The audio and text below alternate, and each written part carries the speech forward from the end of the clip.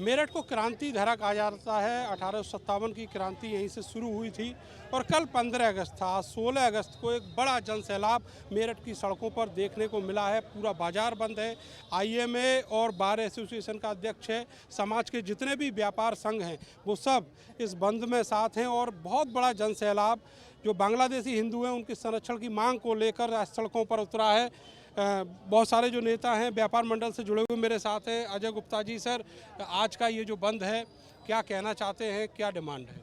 देखिए, बांग्लादेश में जिस प्रकार सरकार का तख्ता पलट हुआ उसमें आम जनता का कोई लेना देना नहीं था, लेकिन वहाँ चुन चुनकर जो हिंदू समाज वहाँ था, जो लगभग करोड़ों की संख्या में था, जिस तरीके से उसके संग अत्याचार किया गया तख्ता पलट के नाम पर, माताओं बहनों की आबरू लूटी गई और सड़कों पर उनको नग्न अवस्था में खींच कर लाया गया, हॉस्टलों की छतों से गिराया गया।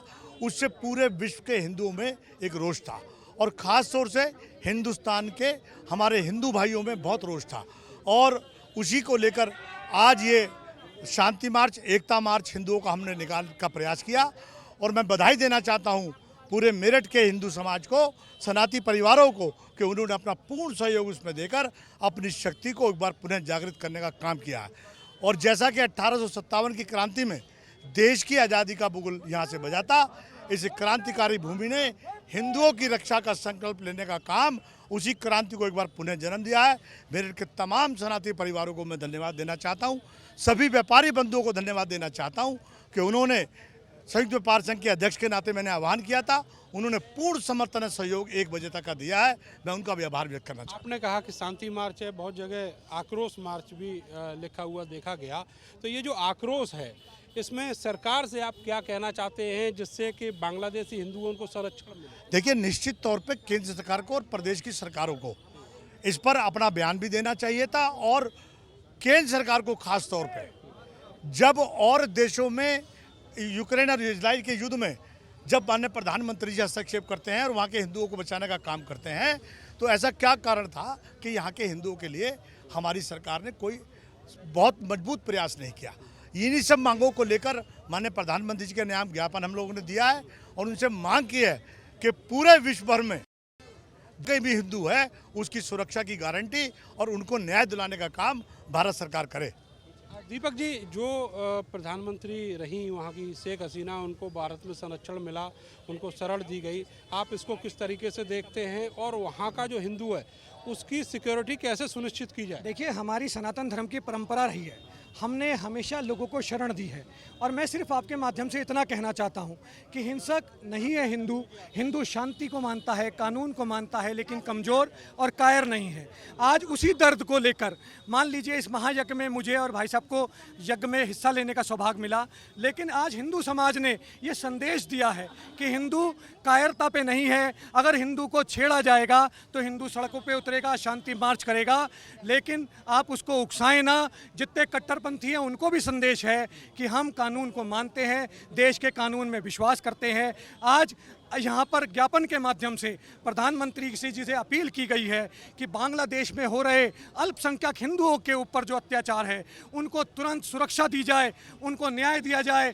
और ये पूरे विश्व में, क्योंकि 1857 की क्रांति का शहर है, यहीं से 1857 की क्रांति का बिगुल बजा था, तो यहाँ से आज एक बड़ी अपार जन समर्थन के साथ ये एक रैली और प्रदर्शन हुआ है शांति के साथ। अच्छा, ये बताइए कि एक और डिमांड जो बहुत सारे जो पैम्पलेट हैं उनके माध्यम से की गई है कि रोहिंग्या जो मुस्लिम यहाँ पर शरण लिए हुए हैं उनको यहाँ से भगाया जाए।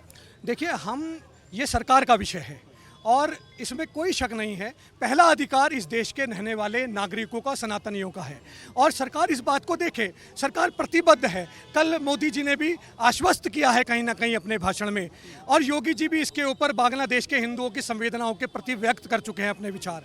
हम सरकारों से निवेदन करते हैं और आज ये जो अपार जनसमूह है ये जागरूक हुआ है, सरकार को झकझोरेगा। आज सरकार से निवेदन करते हैं कि हिंदुओं के समर्थन में बांग्लादेश में सुरक्षा प्रदान की जाए। अच्छा, एक मांग जो उठ रही है कि जो बांग्लादेश में हिंदू है उनको यहाँ हिंदुस्तान में लाया जाए, यहाँ लाकर उनको बसाया जाए। देखिए, ये वहाँ के लोगों का अपना निर्णय होगा और भारत सरकार इस पर निर्णय लेगी।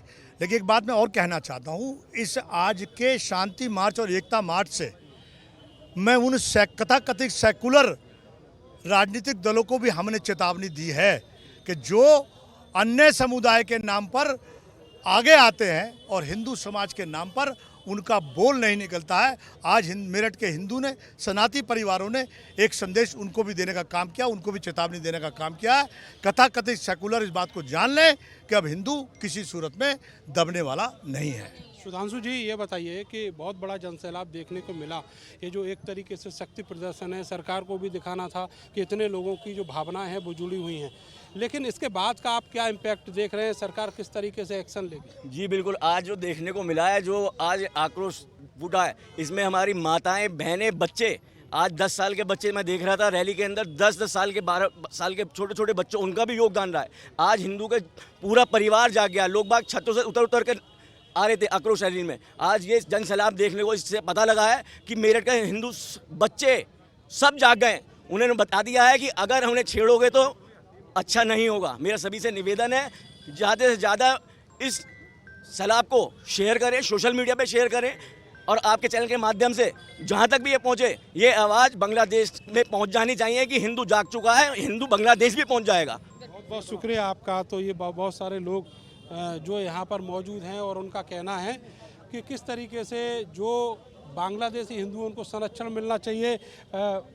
आप भी आए हुए हैं, आज बहुत सारे लोग जो शहर के और देहात के लोग हैं वो भी आए हुए हैं, क्या डिमांड कर रहे हैं इस पूरे सैलाब के माध्यम से? देखिए, जिस प्रकार अभी बांग्लादेश के अंदर हिंदुओं पर अत्याचार हो रहे हैं और निर्मम हत्याएं करी जा रही हैं, पहले तो मैं शेख हसीना से पूछना चाहता हूँ वो कैसी शासक थी?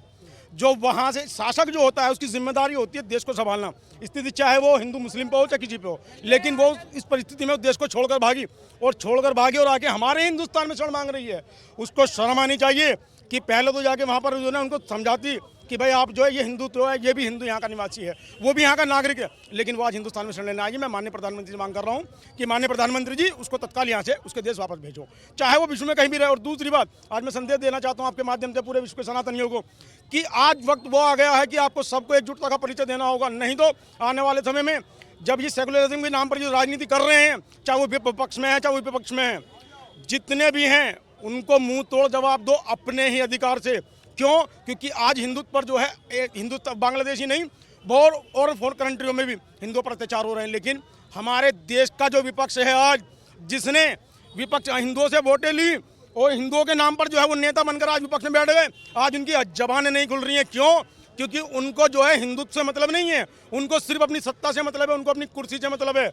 वो ये चाहते हैं कि बस हिंदुओं का जो है। ये स्थिति तो सरकार की भी है, सरकार बहुत बड़ी बड़ी बातें करती थी यूक्रेन युद्ध के बारे में, अभी जो इजराइल वाला युद्ध हुआ उसको लेकर भी बहुत बातें की और कुछ इम्पैक्ट भी वहाँ पर देखा, लेकिन इस वाले मामले पर जो केंद्र और राज्य की सरकार है वो भी चुप है। हमारे राज्य की और केंद्र की सरकार चुप नहीं। अभी हमारे 3 दिन पहले माननीय मुख्यमंत्री योगी आदित्यनाथ जी ने भी उसमें जो है कड़ा विरोध जाहिर किया है और बांग्लादेश के हिंदुओं को संदेश भी दिया है कि आप बिल्कुल भी अकेले नहीं है, हिंदुस्तान का प्रत्येक सनातनी आपके साथ खड़ा है। अगर आवश्यकता पड़ी तो हिंदुस्तान का सनातनी वहाँ जाकर भी अपने हिंदू भाइयों बहनों की रक्षा करेगा। बहुत शुक्रिया आपका। तो हिंदू जो हैं हिंदुस्तान के, वो ये चाहते हैं कि जो बांग्लादेशी हिंदू हैं उनको संरक्षण मिले और उसके लिए सरकार से मांग कर रहे हैं। कैमरा सहयोगी सानू के साथ मैं नरेंद्र, भारत समाचार, मेरठ।